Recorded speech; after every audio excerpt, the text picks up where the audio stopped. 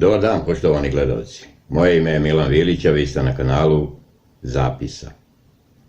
Novi kanal koji smatram neophodnim, na kojem ćemo se mnogo češće družiti, tako reći svakodnevno, u jednoj veoma kratkoj formi, od 2 do 5 minuta, beležiti vreme, događaje i ljude, onako kako hronološki oni budu i tekli. Vrlo kratka i vrlo jednostavna forma i da ne dužimo, da odmah počnemo.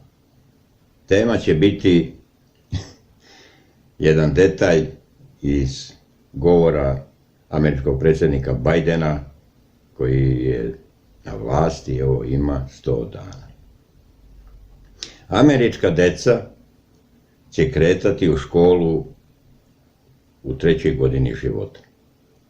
Jer, Bože moj, američko obrazovanje koje za sada funkcioniše na nivou od 12 godina treba produžiti na 15 godina, jer Amerika mora zadržati svoju konkurentnost u svetu. Njima naravno trebaju obrazovanije i pametnije stanovništvo. Treba.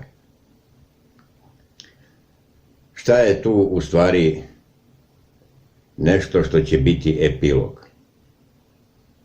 I inače to američko opšte obrazovanje je bilo nešto sa čime su naši ljudi manje više upoznati i otprilike hvatamo se za stomak od smeha. To je jedno vrlo usko obrazovanje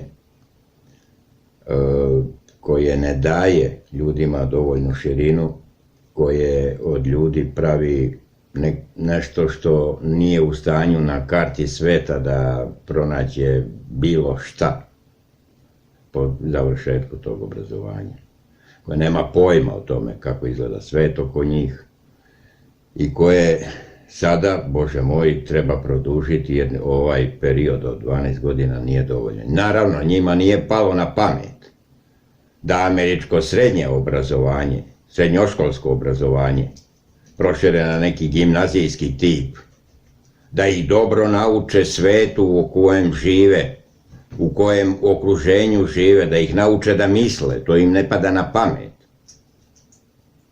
Nego će decu u 3. godini života uvesti u školski sistem i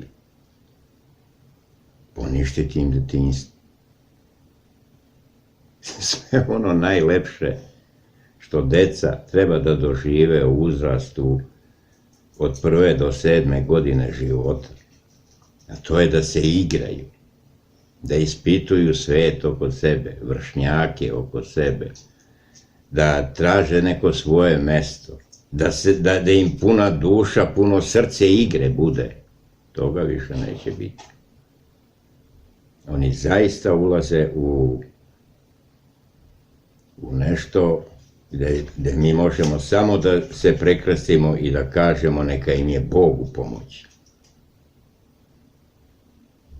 Oni i onako su poludebilni, ovo će valjda biti završni pečat na tako nešto. Sve vas pozdravljam i volim, za Carstvo nebesko u slobodnoj Srbiji živjeli.